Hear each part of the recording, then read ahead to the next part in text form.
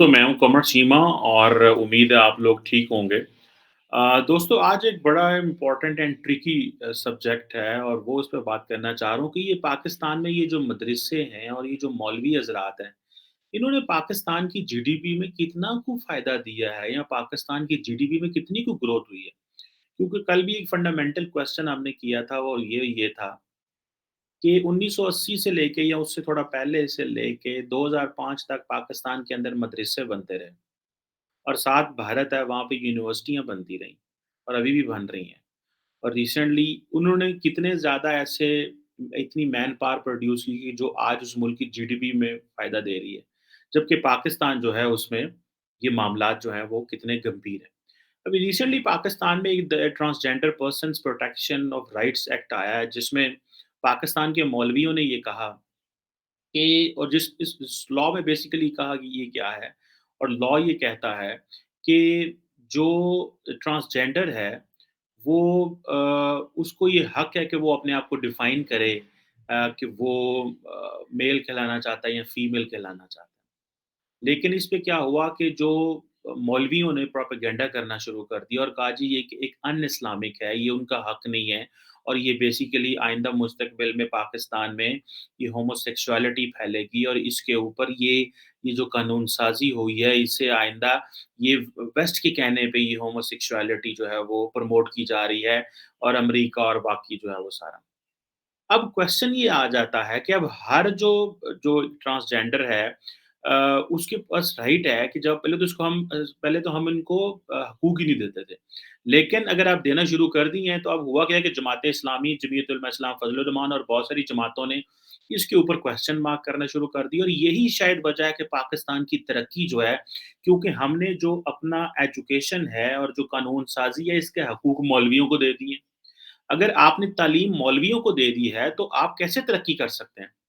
और ये है वो सवाल जिसकी वजह से पाकिस्तान पीछे रह गया। मैं पढ़ रहा था कि जो मुसलमान जो हैं, वो क्यों पीछे रह गए, उसकी एक वजह ये थी कि मुसलमान दुनिया के अंदर जो प्रिंटिंग प्रेस है, वो उसको हराम करार दिया गया था। और मुसलमानों ने जो establishment of the printing press है, उसको तकरीबन कोई 2-3 सेंचुरीज़ रोक के रखा। अब हुआ यूँ कि इस दौरान जो यूरोपियन वर्ल्ड थी, उन्होंने बेसिकली को 10-15 हज़ार किताबें छाप ली और उन्होंने नई दुनिया जो है और जो मॉडर्न सोसाइटी है, उसकी बुनियाद रख दी कि मॉडर्न सोसाइटी इस तरह की होनी चाहिए। और मुसलमानों ने क्या किया कि पहले प्रिंटिंग प्रेस को रोक के रखा और उन्होंने कहा जी ये हराम है, ये तो अल्लाह ताला के जो है वो कानूनों के खिलाफ है और ये तो चीज़ अच्छी नहीं है और साथ ही इन्होंने क्या किया और अभी कुछ अर्सा पहले देखा जाए तो मौलवियों ने कहा जी टीवी हराम है, कैमरा हराम है और अब सारे कैमरे पे बैठ के इतने-इतने बड़े जो हैं वो मौलवी साहब आके अपना खिंचवाते हैं तस्वीरें और आज भी पाकिस्तान के मौलवी कहते हैं कि ये कैमरा जो है वो इसकी तस्वीर हलाल है या हराम है, आज भी पाकिस्तान में बहस होती है। लेकिन ये कैमरा इतना ज़्यादा हावी हो गया कि अब वो कुछ भी नहीं कह सकते। अब मज़े की बात है कि जो Punjab curriculum and text book board है, उसने बेसिकली एक उलमा का बोर्ड बनाया और उस उलमा के बोर्ड में ये कहा गया आप इमेजिन करें कि पाकिस्तान के अंदर अगर हमने तालीम के ऊपर से मौलवियों का असर व रसूख ना छुड़वाया और ये सिर्फ़ मौलवी नहीं है। इस तरह के सियासतदान जो बेसिकली अपने आप को मेनस्ट्रीम पॉलिटिशियन कहते हैं, लेकिन वो मौलवियों के खौफ के हाथों वो कानून साज़ी इस तरह की कर देते हैं ताकि जो मौलवियों का वोट है वो भी उन्हें मिल जाए। मिसाल के तौर पे जो Punjab curriculum and text book है उसने ये कहा कि जो किताबों के अंदर लफ्ज़ इंटरेस्ट यानी कि सूद और जो मार्कअप है, ये लफ्ज़ निकाल दें, किताबों के अंदर से। अच्छा, हुकूमत सारी इंटरेस्ट और मार्कअप पे काम कर रही है, लेकिन वो कह रहे हैं ये किताबों के अंदर से निकाल दें। अब इसका क्या ताल्लुक है? वो कह रहे थे अगर लोगों को ये जो ना बच्चों को अगर ये पता चलेगा इंटरेस्ट और मार्कअप क्या होता है, तो वो तो उनके लिए अच्छा नहीं है। और कई लोगों ने कहा कि ऐसी डाय उसी उसी जो मुत्तहिदा उलमा ने बोर्ड बनाया। अब आप इमेजिन करें कि पंजाब पाकिस्तान की किताबों की हिफाज़त कौन कर रहा है? उलमा। पहले हमने मदरसे बना के अपने आप को ज़ुल्म किया अपने साथ और अब उलमा जो बोर्ड बना उसने कहा कि जो टेक्स्ट बुक्स हैं, उसमें जो डायग्राम और स्केचेज़ हैं जिसमें ह्यूमन फिगर जो है, वो शो होता है, वो नहीं होनी चाहिए। जो बायोलॉजी की जो टेक्स्ट बुक्स हैं। वो नहीं प्रिंट होनी चाहिए। इससे इससे इमोरैलिटी आती है तालीम की दुनिया में, अखलाकियात जो है वो उसका वो और आप इमेजिन कर लें कि पाकिस्तान के अंदर एक अदारा है, जिस अदारे को हम काउंसिल ऑफ इस्लामिक आइडियोलॉजी कहते हैं। ये बेसिकली कॉन्स्टिट्यूशनल अदारा है, लेकिन इसका काम ये है कि ये बेसिकली एडवाइज़ करता है गवर्नमेंट। इसकी रिट कोई नहीं है, लेकिन ये एडवाइज़ करता है। अब आप इनकी अकल का अंदाज़ा ये लगाएँ, इन्होंने कहा कि इन्होंने एक बिल आया, उसके ऊपर इन्होंने कहा, प्रपोज़ किया, एक वुमेन प्रोटेक्शन बिल प्रपोज़ किया। तो उन्होंने कहा कि जी अगर हस्बैंड जो है वो थोड़ा-सा अपनी बीवी को मार ले, तो ये बुरी चीज़ नहीं है। अब आप इमेजिन करें, थोड़ा-सा अपनी बीवी को मार ले तो ये बुरी चीज़ नहीं है।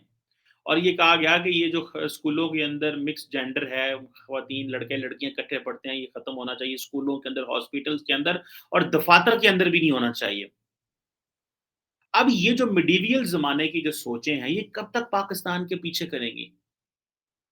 यूरोप जो है उस वक़्त, अब आप इमेजिन करें कि जो ऑटोमन एम्पायर थी उसकी उसको उनको बड़ा टाइम लगा। और ये कहा जाता है कि जो प्रिंटिंग प्रेस थी उसने कंट्रीब्यूट किया प्रोटेस्टेंट जो रिफॉर्मेशन हुई थी उसको। और जो कैथोलिक चर्च था उसने जो किताबें छापी उनकी और सॉरी, जो कैथोलिक चर्च है उसने क्रिटिसाइज किया उसको। लेकिन वो जो साइंटिफिक रेवोल्यूशन आया था, उस रेवोल्यूशन ने बेसिकली इंसान और जो कुदरत और बाकी जो मामलात हैं उसको बताया कि क्या हो रहा है। लेकिन वो जो मौलवी थे उस दौर में भी, और जो उस दौर के उलमा जो थे, जिन्होंने बेसिकली, अगर आप ये कहें कि जो उस दौर की जो ऑटोमन्स थे, उनका ये एस्टेब्लिश करना कि ये प्रिंटिंग प्रेस ठीक नहीं, और उलमा उनको मना करते थे। ठीक है जी? तो बेसिकली ये जो मोनोपोली, जो एजुकेशन, तालीम के ऊपर, कानून के ऊपर जो मोनोपोली है, अगर ये बंद नहीं होगी, तो हम कैसे तरक्की करेंगे? आज भारत इसीलिए तरक्की कर रहा है, आज अमेरिका, आज बांग्लादेश इसीलिए तरक्की कर रहा है। भई उन्होंने मोनोपोली, उन्होंने मौलवियों को साइड पे करता है। मौलवी से मुराद ये है किसी भी तबके का हो, मौलवी हो, हिंदू हो, ईसाई हो, ईसाइयों का, मुसलमानों का, कोई भी हो। क्योंकि ये बेसिकली ये एक बिल्कुल डिफरेंट दुनिया में लोग रहने वाले लोग हैं। अब आप इमेजिन करें कि आज पाकिस्तान के अंदर एक नया तमाशा ये हो गया। वैसे तो मैं इसके ऊपर बड़ा इम्पोर्टेंट है कि पाकिस्तान में सवात के अंदर एक स्कूल वैन के ऊपर हमला हुआ है। सवात वही जगह है जहाँ पे मलाला यूसुफज़ई पे भी हमला हुआ था, एंड ऑल दैट। अब पाकिस्तान जैसा मुल्क जहाँ पे ऑलरेडी तालीम कोई नहीं है, और यहाँ पे एजुकेशन एक प्रिविलेज है। मैं अपनी क्लास में अक्सर जब कभी बच्चों को पढ़ाऊँ तो मैं कहता हूँ कि भाई आप लोग बड़े लकी लोग हैं। पाकिस्तान में 7% के 5% लोग जो हायर एजुकेशन में आते हैं, और उससे बहुत कम लोग जो हैं वो, और ये गवर्नमेंट के स्टैटिस्टिक्स हैं, मेरे अपने स्टैटिस्टिक्स नहीं है ये।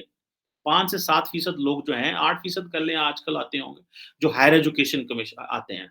और उस हायर एजुकेशन में आप देख लें कि वो उनमें से फिर कितने इंजीनियर, कितने डॉक्टर, बाकी तो सारे इधर ही निकल जाते हैं।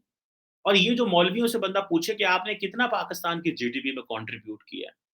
कितना पाकिस्तान की जीडीपी जो है उसको आपने सपोर्ट किया है? अगर पाकिस्तान ने सही मानों में तरक्की करनी है, तो ये जो मोनोपोली है उलमा की तालीम के ऊपर, अक़ल के ऊपर, ये ख़त्म होनी चाहिए। और एक प्रॉपर, एक वाइब्रेंट सिविल सोसाइटी, एक ऐसा मुआशरा पैदा होना चाहिए, जिसमें जो पब्लिक इंटेलेक्चुअल्स और सिविल सोसाइटी जो है, वो चीज़ों को आगे लेके जाए। और मैं चाहूँगा कि मैं किसी से ज़रूर इस पे बात करूँ, किसी पाकिस्तानी एक्सपर्ट को मैं ज़रूर लूँ, कि ये किस तरह ये जो चीज़ें हैं बेहतर हो सकती हैं, और ये किस तरह हम इन मौलवियों से जान छुड़ा सकते हैं, जिन्होंने हमें इतना पीछे रखा। और ये प्रिंटिंग प्रेस जो है देखें, ये प्रिंटिंग प्रेस के पीछे पड़े रहे, ये किन-किन चीज़ों के पीछे पड़े रहे, आज ये तालीम के पीछे पड़ गए हैं, कानून के पीछे पड़ गए हैं, और कह रहे हैं कि जी ये ट्रांसजेंडर को हम हक नहीं देते, और वो अपनी मर्ज़ी से चीज़ें वो करने की कोशिश कर रहे हैं। आज आप ये इमेजिन कर लें कि पाकिस्तान के अंदर आज की जो पोज़ीशन है वो आप देखें कि वो किस तरह की है। पाकिस्तान की आज की पोज़ीशन किस तरह की है कि पाकिस्तान के अंदर जो उलमा हैं, वो उनको के पास क्या राइट्स आ गए हुए हैं। उनका जो दिल करता है वो करते हैं। उधर स्वात में दोबारा जो तालिबान वापस आ रहे हैं। अफ़गानिस्तान में जो मौलवी हैं वो हमारी जान नहीं छोड़ रहे हैं। हम तो मौलवियों के इर्द-गिर्द घिरे हुए उस मुल्क, हमने तो अपना मुल्क तबाह कर लिया है, बिकॉज़ हमने अपने मुल्क की हर चीज़ मौलवियों को आउटसोर्स कर दी। कानून उनको आउटसोर्स कर दिया, तालीम उनको आउटसोर्स कर दी, मुआशरा किस तरह रहेगा ये हमने उनको आउटसोर्स कर दिया। और हमने मुआशरे को, अपनी कौम को, अपने लोगों को, उनके जो एक इंडिपेंडेंट इंडिविजुअल राइट है वो भी उनसे छीन लिए। और ये बेसिकली काम तो बेसिकली ऑटोक्रेट्स का होता है, कि वो लोगों से ताकत छीन लेते हैं। अब ये जो चीज़ें हैं कि जो उलमा ये फैसला करेंगे कि किसने किया, ये तो हुकूमत का काम है। और जब आप किसी को फ्रीडम नहीं देते, जब आप किसी को आज़ादी नहीं देते, जब आप लोगों से आज़ादी छीन लें कि वो अपने आप को डिफाइन नहीं कर सकते, वो अपनी मर्ज़ी से रह नहीं सकते, तो आप किस तरह का मुआशरा पैदा कर रहे हैं? इन आज देखें ना, पाकिस्तान में मेरे लिए सवाल है इसके ऊपर, काश के कभी मुझे मौका मिले और मैं इन डिटेल ये रिसर्च कर सकूँ कि पाकिस्तान में ये जो उलमा ने मदरसे बनाए, इन्होंने पाकिस्तान की जीडीपी में कितनी ग्रोथ हुई इससे? क्या ये साइंस में कितना आगे गए, टेक्नोलॉजी में कितना आगे गए, कंप्यूटर में कितना आगे गए, इन्होंने कोई आईटी सर्विसेज़ प्रोवाइड की हैं, इनके क्या दूसरी दुनिया के जो ममालिक हैं, उनकी यूनिवर्सिटियों से क्या इल्हाक है, इनके जो बच्चे हैं, वो कौन-सी यूनिवर्सिटियों में पढ़ा रहे हैं, कितनी जॉब्स क्रिएट की इन लोगों ने। सिवाय इसके कि ये सारे मदरसे में और मस्जिदों में जाके बैठ जाएँगे और वहाँ पे बैठ के जो है वो अपनी मोनोपोली एस्टेब्लिश करेंगे और लोगों को कहेंगे कि जी, और डराएँगे और लोगों को मज़हब से डराएँगे। और हमें तालिबान पहले डरा रहे हैं इस्लाम के नाम पे, वो और चीज़ें कर रहे हैं, अफ़गानिस्तान में फिर तालिबान आ गए हैं, और हमने इस पे पहले भी बात की कि अफ़गानिस्तान में तालिबान का आना ये इस चीज़ की गवाही है कि पाकिस्तान में जो तालिबान के छोटे-मोटे गिरोह बैठे हैं, उनको मज़ीद ताकत मिल गई है कि भाई ठीक है, अगर ये आ गए थे तो हम क्यों नहीं आ सकते? हम पहले टीटीपी के जो मसाइल हैं, हम उससे हमारी जान नहीं छूट रही।